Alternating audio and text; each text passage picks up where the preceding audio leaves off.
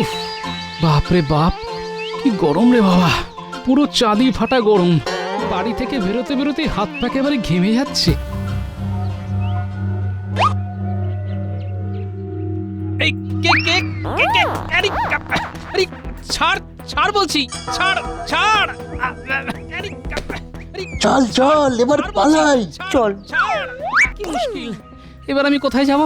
ও দাদা, ও দিদি, কে আছেন? এবার আমি কোথায় যাব? ওরে ওরে, কেউ আমাকে বাঁচা রে। দেখেছেন মহারাজ, দেখেছেন? শীতে ঘুম থেকে উঠতে দেরি হয় বলে তার দেরি হয়, বর্ষায় রাস্তায় জল বলে তার দেরি হয়, আর গরমে কি বলবেন? হ্যাঁ, কি বলবেন? সত্যি গোপালের এই দেরি ব্যাপারটা সহ্যের সীমা অতিক্রম করছে।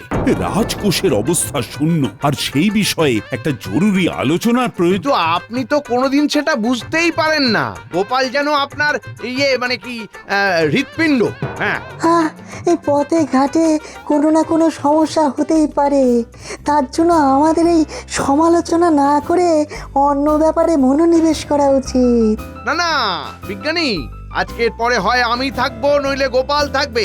এই মন্ত্রী মশাই না থাকলে আমিও থাকবো না। হ্যাঁ, আমিও থাকবো না। আমরা নিয়ম মেনে চলবো, আর একজন অনিয়মে এটা হতে পারে না। একটা কথা বলবো মহারাজ, হ্যাঁ বলো। চিরকাল আপনি গোপালের কথা শুনেছেন আর খই ছড়ানোর মতন প্রজাদের অর্থ দান করেছেন। সেই জন্য 10 বছর আগেও আপনার প্রতিপত্তি যা ছিল আজকেও তাই আছে। সত্যি এটা ভেবে দেখিনি তো। এত ভালো মানুষই ছাড়ুন মহারাজ, একটু নিজের কথা ভাবুন, গোপালের কথা না শুনে।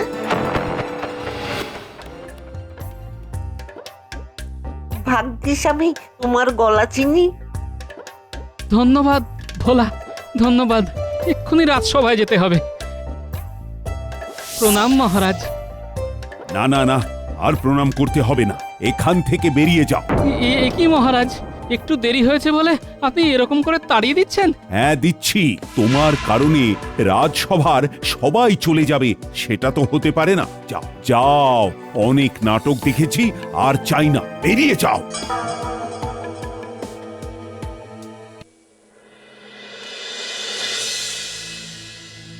আমার তো সামান্য দেরি হয়েছিল, তার জন্য একেবারে তাড়িয়ে দিলেন মহারাজ।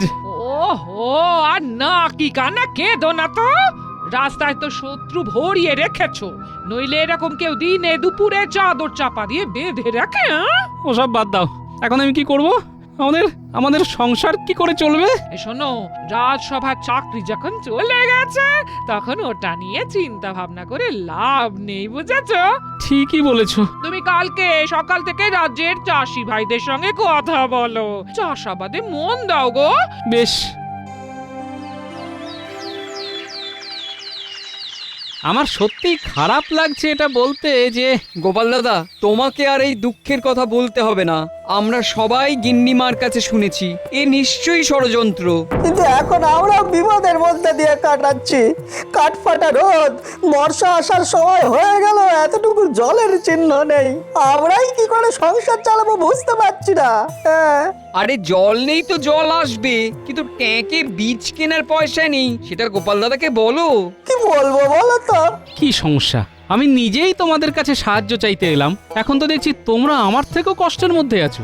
আমার না হয় সঞ্চিত অর্থ দিয়ে মাসখানেক চলবে। এখন কি করি বলো তো গোপাল দাদা? এক কাজ করো, তোমরা সবাই মিলে মহারাজের কাছে যাও। মহারাজ যদি তোমাদের কিছু অর্থ সাহায্য করেন তাহলে তোমাদের বীজ ধান কিনতে সমস্যা হবে না। তুমি আমাদের সঙ্গে যাবে তো? না না, এই মুহূর্তে আমি যাব না, তোমরা যাও, পরে দরকার হলে যাব।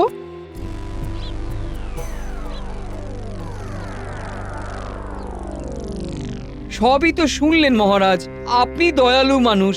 আপনি যদি আমাদের অন্তত বীজ ধান কেনার মতন কিছু অর্থ সাহায্য করেন। হ্যাঁ, সবই বুঝতে পারছি। আমি একটু ভেবে তোমাদের জানাচ্ছি। তোমরা কিছুক্ষণ রাজসভার বাইরে অপেক্ষা করো।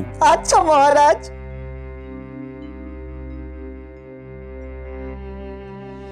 মহারাজ, এই সময়ে চাষাবাদ হচ্ছে না, চাষিরা চাপের মধ্যে আছে। এই সুযোগে আপনি জমি জমা সস্তায় নিজের নামে লিখিয়ে নিন আর বলুন যে আপনি বীজ দেবেন। এ কি, আমি কোথা থেকে বীজ পাবো? এত চাপা গলায় আলোচনা হলে তো আমরা কিছুই শুনতে পাবো না। এটা তোমাদের শোনার বিষয় না, এটা আমার আর মহারাজের ব্যক্তিগত বিষয়। কেমন? আকাশে কাক, আমি তো অবাক। মহারাজ, আমি দায়িত্ব নিয়ে আপনার সিন্ধুক ভরাবো। আপনি শুধু আমার কথা কয়েক মাস শুনে চলুন, নইলে আপনি আমাকে তাড়িয়ে দেবেন। বেশ, আচ্ছা রাজসভা সদ্গণ, তোমরা সবাই এখন বাড়ি যাও। যখন দরকার হবে তোমাদের ডেকে নেব।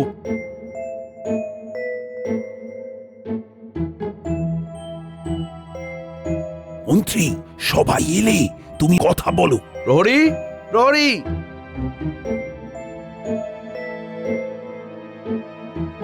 আগে বলুন। বাইরে যে চাষি ভাইরা দাঁড়িয়ে অপেক্ষা করছেন তাদের আসতে বলো। আচ্ছা। আচ্ছা শোনো শোনো, সবাই শোনো, তোমাদের তো বীজ কেনা নিয়ে সমস্যা নাকি? হ্যাঁ মন্ত্রী মশাই, বর্ষার সময় হয়ে গেল কিন্তু বৃষ্টির নামগন্ধ নেই। বৃষ্টি না হয় একদিন আসবে, কিন্তু ট্যাকের অবস্থা তো ঠনঠনে। কি করবো বলুন তো? কিভাবে বীজ ধান কিনবো বলুন তো? হ্যাঁ, তোমার স্পর্ধা তো কম নয় গোপাল। তোমাকে রাজসভা থেকে বহিষ্কার করার পরেও তুমি আবার এসেছো। আমি তো সভাসদ হিসেবে আসিনি মহারাজ, আমি এসেছি একজন চাষি হিসেবে। বীজ ধান কেনার জন্য সাহায্য চাইতে এসেছি মহারাজ। ঠিক আছে ঠিক আছে, মহারাজ চাষ করার বীজ ধান কেনার জন্য পয়সাও দেবে, কিন্তু তার বদলে তোমাদের জমি মহারাজকে বন্ধক দিতে হবে। ঠিক আছে, কি আর করা যাবে, খেয়ে তো বাঁচতে পারবো। না না, আমিও সব পারবো না। তোমরাও এই ফাঁদে কেউ পা দিও না। কি বললে গোপাল? হাত বেরিয়ে যাও, বেরিয়ে যাও এক্ষুনি। শোনো শোনো, তোমাদের কাছে কোনো উপায় নেই। হয় অর্থের বিনিময়ে তোমাদের জমি মহারাজের কাছে বন্ধক রাখো, নইলে বাড়ি যাও। ঠিক আছে, এই শর্ত মেনে নিলাম। কালকে তাহলে জমি জমার কাগজপত্র নিয়ে চলে আসিস। নিয়ে আসবো। দাদু, শুনলাম তোমার রাজসভার চাকরির ছুটি হয়ে গেছে। হ্যাঁ রে ন্যাপলা, এখন তোদের রোজ গল্প বলতে পারবো। দাদুর কাছে এখন অফুরন্ত সময়। জানো দাদু, আজকে পাঠশালা থেকে ফেরার সময় দেখলাম একজন বাঁশিওয়ালা বাঁশি বিক্রি করছে। এই বাঁশিতে জাদু আছে গো, জাদু। জাদু? হ্যাঁ দাদু, একটা বাঁশি দিয়ে কত রকম পশু পাখির আওয়াজ বের করছে। ও, এ তো আমি বাঁশি ছাড়াও অনেক পশুর ডাক ডাকতে পারি রে। তাই নাকি? তাহলে শোনাও। আম্মা, এই যে গরুর ডাক, মিয়াও। এই হলো বিড়ালের ডাক। আনুম। ওরে বাবা, এ তো বাঘের ডাক, একদম আসল বাঘের মতন। ছোটবেলায় আরো ভালো ডাক ডাকতে পারতাম রে, রোজ অভ্যেস করতাম। হ্যাঁ, তুমি এই বাঘ গরু বেড়ালের ডাক ডেকেই বাকিটা জীবন কাটিয়ে দাও। চাকরি গেছে, এদিকে বাবুর কোনো হুঁশ জ্ঞান নেই।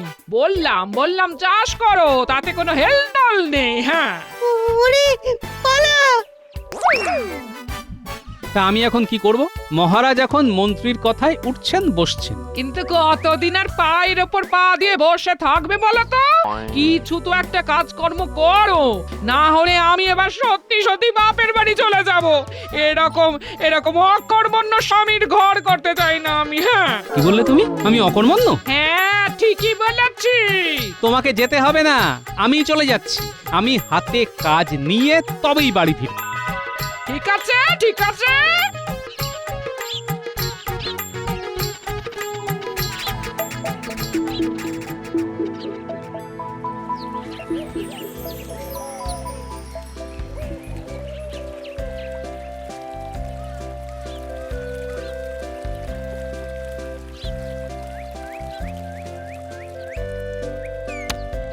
কি গো মাঝি ভাই, তুমি পাড়ে নৌকো বেঁধে ফেলছো যে, আর নৌকো টানবে না? না গো, এই কদিন ধরেই শরীরটা আর ভালো নেই, তাই নৌকো টানবো না। বলছি, আমার তো রাজসভার চাকরিটা চলে গেছে, তা তুমি তোমার নৌকো রাতের বেলা আমাকে টানতে দেবে? যা রোজগার হবে তার অর্ধেক তুমি রেখো, অর্ধেক আমি। তাহলে তো ভালোই হয় গো, সারা দিন কাজ করার পর রাতে আর কাজ করতে ভালো লাগে না। বেশ, তাহলে আজকে থেকে আমিই তোমার মাঝি। তবে এই কথা রাজ্যে পাঁচকান করো না, বুঝলে? এই ব্যাপারে কোনো কাকপক্ষীতেও যেন টের না পায়। আচ্ছা, কেউ জানবে না, আমার পয়সা পেলেই হলো। হুম।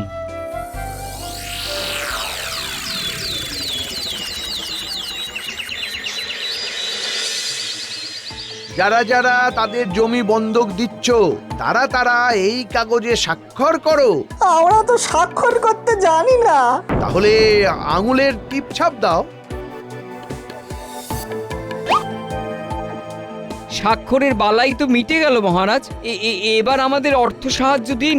শোনো, অর্থ সাহায্য তোমাদের তো করবই, কিন্তু এখন হাতে পয়সার টান আছে, তাই এখন কোনো অর্থ পাবে না।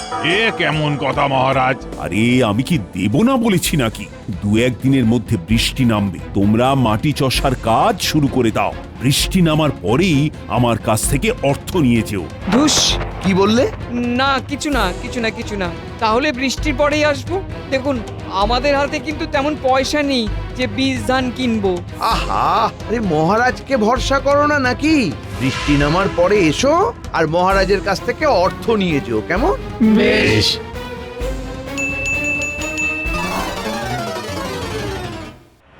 গোপাল দাদা ঠিকই বলেছিল কালকে। স্বাক্ষর করে জমি জমার কাগজ দিয়ে ফাঁকা হাতে চলে এলাম। কি যে হবে আমাদের কে জানে, এখন ওপরালাই ভরসা। চলো একবার গিয়ে বরং কথাটা গোপাল দাদাকে জানিয়ে আসি। হ্যাঁ, তাই চলো, তাই চলো। দেখো, আমি জানতাম এরকম কোন একটা চাল চালবে। এখন মহারাজ মন্ত্রীর কথা শুনছেন, সিন্দুক ভরার জন্যে প্রজাদের কথা আর ভাবছেন না। এখন তাহলে আমরা কি করব গোপাল দাদা? আমাকে একটু সময় দাও, আমি যদি কোনোভাবে তোমাদের সাহায্য করতে পারি তো নিশ্চয়ই করব। এখন তোমরা এসো, আমি একটু বাজারে যাব, বুঝলে? আচ্ছা গোপাল দাদা।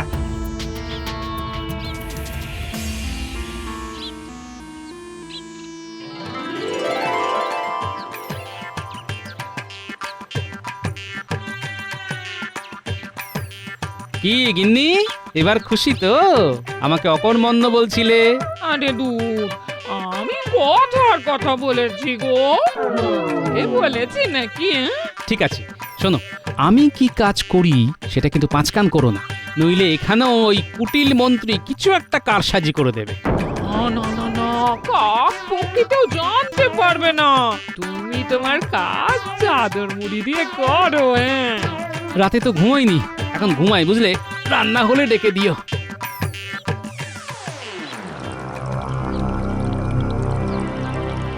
মহারাজ, একটা ছোট মুখে বড় কথা বলবো। হ্যাঁ বলো। রাস্তায় আস্তে আস্তে এই কানা ঘুষও শুনতে পেলাম আপনি চাষিদের কাছ থেকে জমি জায়গা লিখিয়ে নিয়েছেন, কিন্তু তার বদলে একটা কানা করিও দেননি। ওটা তুমি ধান শুনতে কান শুনেছো, আর রাজকোষ খালি, সেটা তোমরা জানো না নাকি? মাফ করবেন মহারাজ, আমার মনে হয় প্রতিশ্রুতি দিলে সেটা রাখা উচিত। ঠিক আছে, ঠিক আছে, তোমরাই তাহলে বলো কিভাবে রাজকোষ ভরবো। আমার মনে হয় বাণিজ্য করলে সম্ভব। হ্যাঁ, সেটা সুদূর প্রসারী চিন্তা, কিন্তু তাড়াতাড়ি তো আর অর্থ ভরানো যাবে না। একটু ভাবতে হবে। মহারাজ, আপনি এদের কথায় পাত্তা দেবেন না। আমার কথা শুনুন, আমি আপনার সিন্দুক ভরিয়ে দেব। কিভাবে? এটা আমি গোপনে বলতে চাই। এই তোমরা সবাই একটু বাইরে গিয়ে অপেক্ষা করো তো।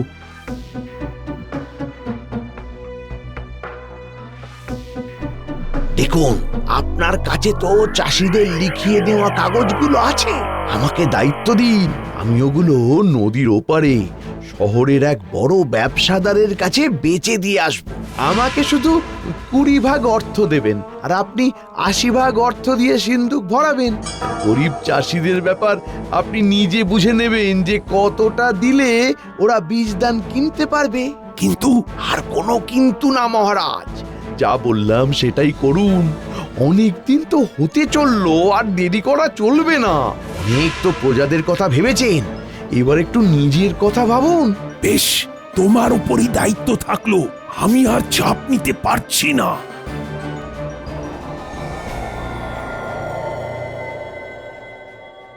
শোন বটা ঘটা, মহারাজকে আমি একেবারে হাতে করে নিয়েছি। গোপালকে রাজসভা থেকে তাড়িয়ে দিয়েছি, এবার আমি কৃষ্ণনগরের হাল ধরবো। হ্যাঁ, আমরা এখন কি করব? তোরা নদীর ওপারে শহরের ব্যবসায়ী জ্যোতিকান্তর কাছে চলে যা, গিয়ে এই কাগজপত্রগুলো ওনাকে দে। তার বদলে উনি অনেক অর্থ দেবেন, প্রায় 5,000 মোহর। হ্যাঁ, তোরা ওগুলো সব নিয়ে আসবি, খুব সাবধানে কিন্তু। তাহলে তো রাতেই যেতে হবে। হ্যাঁ, আজকে রাতেই চলে যা।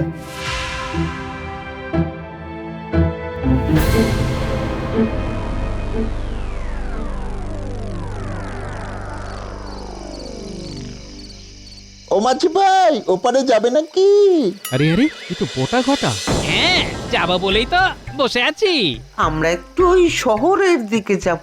তুমি ওপারে গিয়ে পাড়েই একটু আমাদের জন্য অপেক্ষা করতে পারবে তো? পারবো। অমন ভূতের মতো চাদর মুড়ি দিয়ে কেন মাঝি ভাই? ঠান্ডা লেগেছে। ওসব বাদ দে তো বটা, একটা জিনিস বুঝতে পারছিস তো, এবার আমাদের আর কোনো চিন্তা নেই। সব জমির কাগজ শহরে বেচে আমরা বড় লোক হয়ে যাব। আর কদিন পরে ভাবছি শহরেই পাকা বাড়িতে থাকবো। সবই আমাদের মন্ত্রী মশাইয়ের কল্যাণে। জমির কাগজ মানে? তাহলে কি চাষিরা যে জমি মহারাজের কাছে বন্ধক দিয়েছে সেই কাগজ? সর্বনাশ, আমাকে এক্ষুনি কিছু একটা করতে হবে। আরে মাঝি ভাই, প্রকৃতির ডাক।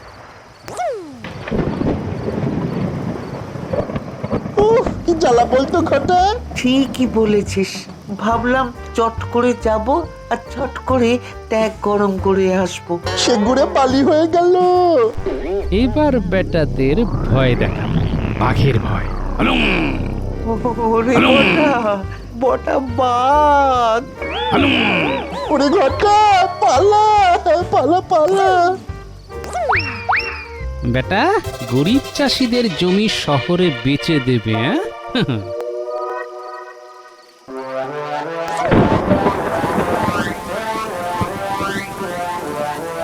ওরে আমাকে বাঁচা রে, এবার তো মনে হচ্ছে বৃষ্টিতে ভিজে মরে যাব।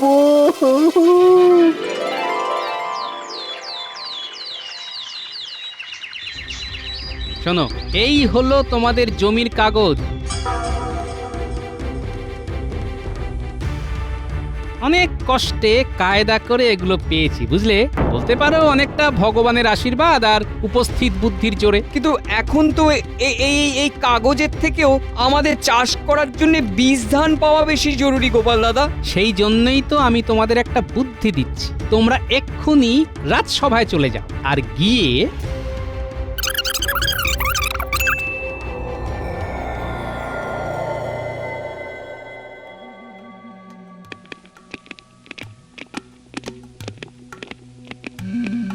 মহারাজ, বর্ষা নেমে গেছে, আপনার কথা মতো এবার আমাদের বীজ ধান কেনার অর্থ দিন। দাঁড়াও, মন্ত্রী আসুক, দেখছি। তোমরা তোমাদের প্রাপ্য টাকা পয়সা অর্থ সব পাবে।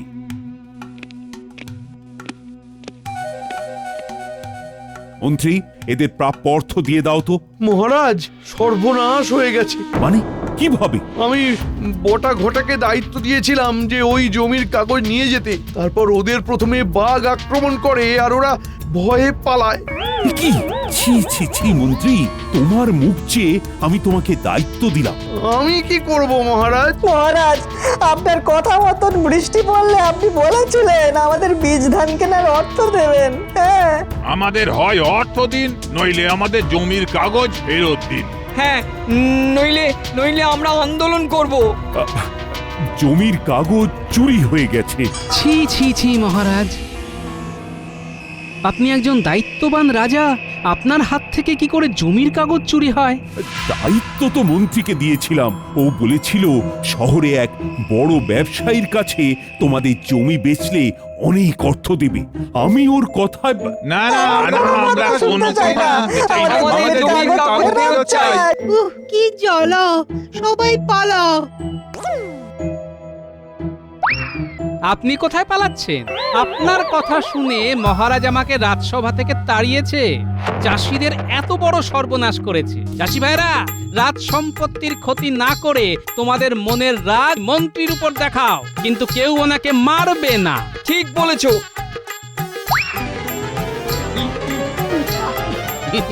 ওরে বাড়ি, ওরে বাড়ি, ওরে বাবারি, তোমাদের বীজ ধান কেনার টাকা আমি দেব। আমি আমি অল্প অল্প করে রাজকোষ ফাঁকা করেছি, তাই আজকে এই হাল। হ্যাঁ, মন্ত্রী তুমি আজকে এখন থেকে মন্ত্রী স্থাবর অস্থাবর সমস্ত সম্পত্তি হরণ করা হলো, আর সেগুলো গ্রামের সকল চাষিদের দিয়ে দেওয়া হবে। আর আমার চাকরি? তোমার চাকরিও তুমি ফেরত পাবে। আমি তো ভাতেও মরলাম, পাতেও মরলাম। এবার তোমাকে কারাগারে বন্দি করে সারাদিন কাতুকুতু আর সুরসুরি দেওয়া হবে। আর চাষি ভাইদের জমির নতুন কাগজ দলিল বানানো হবে। সেসব আমাদের চাই না মহারাজ। কালকে গোপাল দাদাই বটাঘটাকে ভয় দেখিয়ে ওদের থেকে কাগজ উদ্ধার করেছে। হ্যাঁ নয়, হ্যাঁ।